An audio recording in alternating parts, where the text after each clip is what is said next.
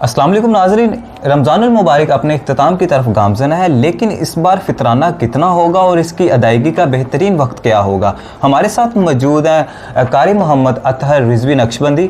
इनसे हम अपनी गुफ्तगू का आगाज़ करते हैं। बताइएगा ज़कात और फितराने में फ़र्क क्या है। ज़कात में फ़र्क ये है कि ज़कात सिर्फ माल पर आयद होती है और माल से मुराद सोना, चांदी, नकदी, माल तजारत और साइमा वगैरह हैं, और इनकी मालियत 52.5 तोले चांदी की मालियत तक अगर पहुंच जाए और उस पर 1 साल मुकम्मल गुजर जाए तो इन पर ज़कात वाजिब होती है।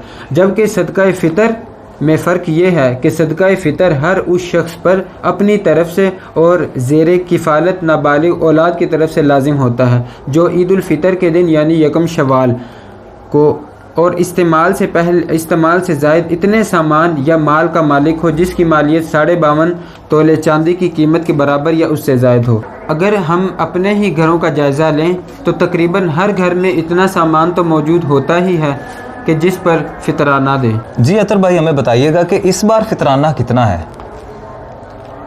मुख्तलिफ़ चीज़ों के हिसाब से मुख्तलिफ है, जैसे कि गंदम के 2 किलो चक्की के आटे के बराबर 140 रुपये बनती है।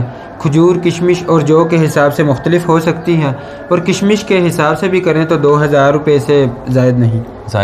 जी अतर भाई, बताइएगा कि फितराने की अदायगी कब करनी चाहिए। फितराने की अदायगी, सदका फ़ितर की अदायगी का बेहतरीन वक्त रमज़ान के बाद ईद की नमाज से पहले अदा किया जाए, लेकिन मुस्तहिक़ीन तक पहुँचाने और उनकी मुसलहत का ख्याल रखते हुए अगर 2-3 दिन पहले भी अदा कर दिया जाए तो हमें इसकी भी मिसालें मिलती हैं। जी नाज़रीन, उम्मीद करता हूँ कि आपको आज की हमारी वीडियो पसंद आई होगी। ऐसी मज़ीद वीडियो देखने के लिए हमारे चैनल को ज़रूर सब्सक्राइब कीजिए, और दुआ है कि अल्लाह पाक हमारी इबादत और रोज़े अपनी बारगाह में कबूल मंजूर फरमाए। इसी के साथ अपने मेज़बान वकार यूनुस को दीजिए इजाज़त। अल्लाह निगहबान।